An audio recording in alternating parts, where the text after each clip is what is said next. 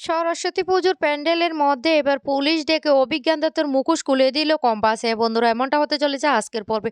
বিস্তারিত জানতে ভিডিওটিতে লাইক দিয়ে চ্যানেলটিকে সাবস্ক্রাইব করে পুরো ভিডিওটি তোমরা দেখতে থাকো। গল্পের শুরুতে আমরা দেখতে পারবো মোনার মা তার বাবাকে বলতে লাগলো, শুনো, তুমি যখন তোমার বাবার সামনে একটা কথাও বলতে পারোনি, তা হলে আমার সাথে কেন কথা বলতে এখন এখানে এসেছো? তোমার বাবা যে অন্যায় যে পাপটা করেছে না, তার শাস্তি তোমার বাবাকে পেতে হবে, আর সেটা খুব শীঘ্রই। আর সেটা দেবে কম্পাস। কম্পাস ভগবান হয়ে তোমার বাবা সমস্ত পাপের শাস্তি দেবে। তখন এই কথা বললে এ মোনার বাবা তখন বলতে লাগলো, "তুমি কি বলতে চাইছো?" তখনই বলতে লাগলো, "কি বলতে চাইছি তুমি বুঝতে পারছো না? এই কিছুদিন আগে যে গ্যাস লিক হয়েছিল সেটা তোমার বাবারে। আমি সেটা না নিজ কানে শুনতে পেয়েছি তোমার বাবা ফোনে কাউকে বলার সময়। আর তখনই আমি সবটা কম্পাসকে বলে দিয়েছি।"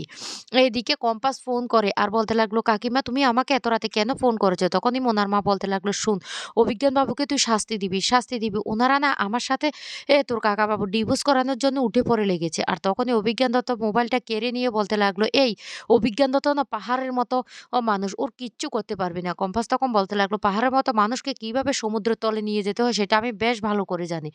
আর তখনই অভিজ্ঞান দত্ত রেগে মোবাইলটা ছুঁড়ে ফেলে দেয়। এদিকে ঋতুজা বলতে লাগলো, "এই কম্পাস, তোকে তো এক্ষুনি কলেজে যেতে হবে। তুই যা, আমি শ্রেষ্ঠার সাথে কথা বলে সবটা মীমাংসা করছি।" এইদিকে কম্পাস কলেজে চলে আসে। আর সেখানে এসে তার রোবটিক সরস্বতীটা সবাইকে দেখিয়ে দেয়। তখন স্টুডেন্ট থেকে শুরু করে কলেজের টিচাররা সবাই সে রোবটিক সরস্বতীটা দেখে খুব খুশি হয়ে যায়। এদিকে মোনালিসার মুখটা খুব কালো করে থাকে। তখনই মাহি বলতে লাগলো, "এই মোনাদি, একটু হাসো। আরে মূর্তিটা তো থাকবে না, তাহলে তুমি এইভাবে মুখ ভার করে আছো কেন?" এদিকে তখন সে প্রফেসর বলতে লাগলো, "খুব ভালো, খুব ভালো, খুব সুন্দর হয়েছে।" তখন প্রিন্সিপাল সাহেব বলতে লাগলো, "সত্যি কম্পাসের উপর দায়িত্বটা দিয়ে না খুব ভালো হয়েছে। আমাদের কলেজের এবার অনেক সুনাম অর্জন হবে। আর কম্পাসের এই অদ্ভুত আবিষ্কারের জন্য না এবার আমাদের বিহান স্যারেরও সুনাম হবে। কম্পাসের স্বামী বলে কথা।" এই কথা বললে কম্পাস তখন খুব হাসতে থাকে। এদিকে বিহান স্যারও খুব খুশি হতে থাকে। অন্যদিকে মুক্তি মাসি বলতে লাগলো, "দেখো না মুক্তিটা থাকে কিনা, তারপর ওর না হয় সুনাম অর্জন করবে।" এইদিকে মোনালিসা তো বড্ড রেগে যায় কম্পাসের উপরে। আর তখনই কম্পাস মোনালিসার সামনে এসে বলতে লাগলো, "দাঁড়া মোনা ম্যাডাম, আমি তোমাকে একটা কথা বলতে চাই।" তখন মোনালিসা বলতে লাগলো, "কি? কি কথা বলতে চাস?" তখন বলতে লাগলো, তুমি আর বাবা আর মায়ের মধ্যে যে ছাড়াছাড়ি হয়ে যাচ্ছে, সেটা তুমি একটা মেয়ে হয়ে কিভাবে সেটা সবকিছু মেনে নিচ্ছ? বলো তো? তোমার মা তোমাকে ১০ মাস পেটে রেখেছে। আর তুমি তার মেয়ে হয়ে এই কাজটা কি করে করতে পারছো? আমার তো দেখে মনে হয় না তোমার আর মেন্টাল অবস্থা ভালো নেই। কিন্তু তুমি তারপরও সমস্ত কিছু কিভাবে মেনে নিচ্ছ? তুমি কি করে এটা করতে পারছো? তবে আমি তোমাকে একটা কথা বলে দিই। কাকিমার উপর যদি কোনো অত্যাচার হয়, তাহলে আমি কিন্তু কাউকে ছেড়ে দেব না। আমি কথাটা এখনো বলছি, আগেও বলছি। আর তুমি না আ এ অন্যায় করতে, করতে এমন পর্যায়ে পৌঁছে গেছো, শেষ পর্যন্ত তোমার জায়গা না জেলে হয়, সেটা একবার ভেবে নিও। আর তখনই সেই মুহূর্তে বিহান সেখানে চলে আসে। আর এসে বলতে লাগলো, "কম্পাস, কিসের এত কথা হচ্ছে?" কম্পাস তখন বলতে লাগলো, "না বিহান স্যার, একটু মোনা ম্যাডামের সাথে কথা বলছি।" আর এই তো। এই বলে সেখান থেকে কম্পাস বিহানের কাছে চলে আসে। আর বিহান তখন বলতে লাগলো, "কম্পাস, এবার তো আমাদেরকে বাড়ি যেতে হবে। কালকে তো সকাল, সকাল আবার পুজোর ওর সমস্ত কিছু আয়োজন করতে হবে।" কম্পাস তখন বলতে লাগলো, "হ্যাঁ, বিহান স্যার, আমাদেরকে তো যেতে হবে।" তখন বিহান বলতে লাগলো, "এই না হলে কম্পাসের স্বামী?"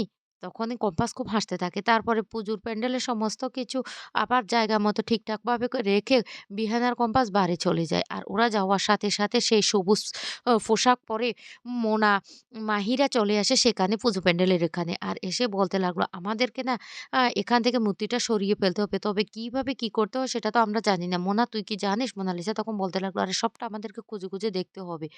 এই বলে ওরা সেখান থেকে সে মূর্তিটা ভেঙে চুরে ফেলে সেখান থেকে চলে যায়। অন্যদিকে দেখা যায় পরের দিন সকালবেলা সকাল, সকাল রেডি হয়ে কম্পাস কলেজে যাওয়ার জন্য বেরিয়ে ওরে। আর কম্পাস শাড়ি ১ম পড়ায় কম্পাস কিছুতেই হাঁটতে পারছে না। যা দেখে বিহান তখন কম্পাসের কাছে আসে। আর এসে কম্পাসের শাড়িটা ঠিক করে দিতে লাগে।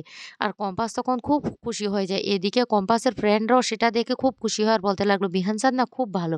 অন্যদিকে দেখা যায় মোনালিসা মাহিরা কলেজে চলে আসে। আর মাহি তখন বলতে লাগলো, দি, তোমাকে না আজকে খুব সুন্দর লাগছে।" আর সেই মুহূর্তে মোনালিসা হঠাৎ করে দেখতে পায় কম্পাসের শাড়ি ঠিক করে দিচ্ছে বিহান। তখনই মোনালিসার মাথা গরম হয়ে যায়। আর বলতে লাগলো, "দেখতে পেয়েছো? শাড়ি ঠিক করে এখন হাত ধরে দুজন কিভাবে যাচ্ছে?" তখনই মাহিরা বলতে লাগলো, "আরে এখনো তো অনেক কিছু বাকি আছে। তারপর দেখো পরের খেলাটা কেমন হয়। এখন না এভাবে রেগো না। চলো।" এদিকে কম্পাস তার ফ্রেন্ডের সাথে কথা বলে সবাই চলে যায় পুজো প্যান্ডেলের ওখানে। আর পুজো প্যান্ডেলের ওখানে অভিজ্ঞান দত্ত থেকে শুরু করে ঋতুজা, অখিলেশরা সবাই চলে আসে। আর তখনই বিহান আর কম্পাস সেখানে বলতে লাগলো যে তারা রোবটের মূর্তিটা তৈরি করেছে সেটার উদ্বোধন করবে অখিলেশ স্যার আর ঋতুজা ম্যাডাম।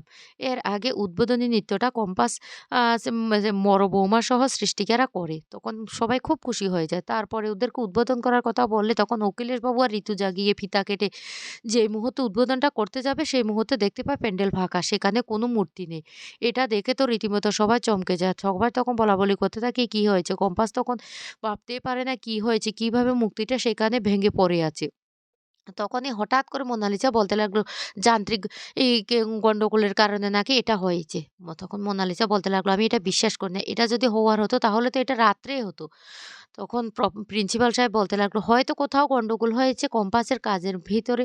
কম্পাস নিশ্চয় কোনো একটা ত্রুটি রেখেছে সেজন্য সেটা ভেঙে পড়ে গিয়েছে।" কিন্তু কম্পাস বলতে লাগলো, "না এটা হতে পারে না।" এদিকে ঋতুজা আ অবাক হয়ে যায় সে ভাঙা মূর্তিটা সেখানে পড়ে থাকতে দেখে। তখন প্রিন্সিপাল বলতে লাগলো, "এতটা ভরসা করা কম্পাসের উপর আমাদের ঠিক হয়নি। এবার কি হবে?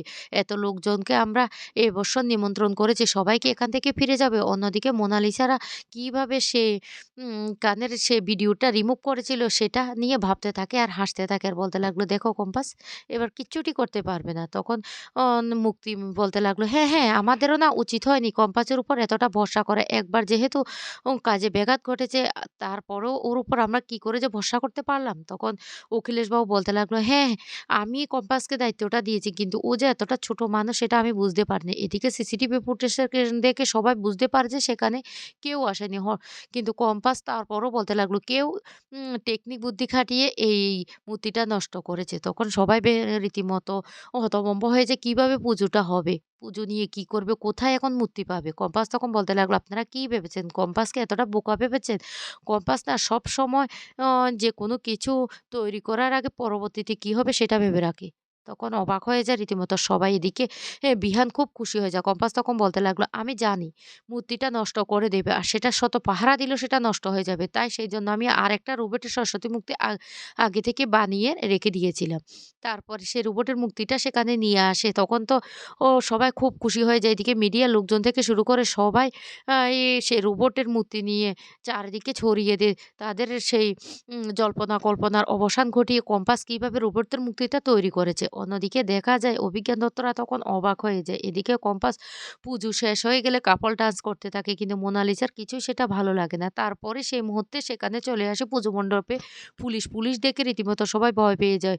তখন অভিজ্ঞান দত্ত বলতে লাগলো, "পুজোর মণ্ডপে পুলিশ?"